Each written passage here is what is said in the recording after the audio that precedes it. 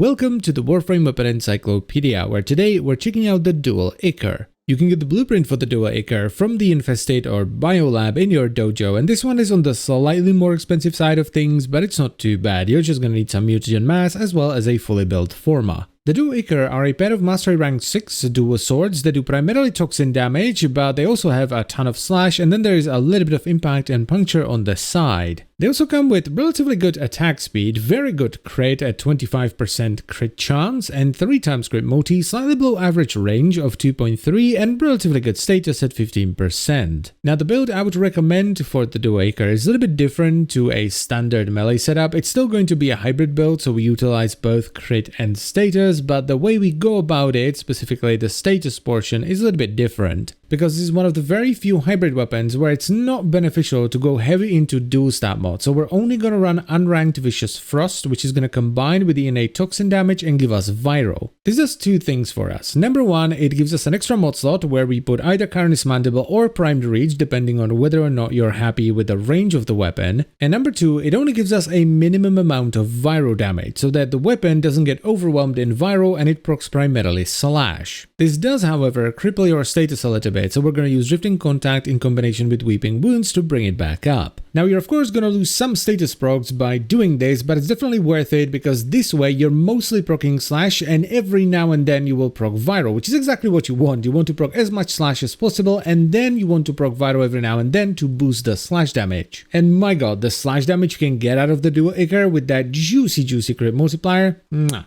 Bellissimo. Just be careful with this kind of a build though, because it's not worth it on all weapons. You basically have to balance out the amount of status procs you lose versus the amount of weighting you give to slash. And a lot of the time it's just not worth it getting a little bit of extra slash but losing a ton of status.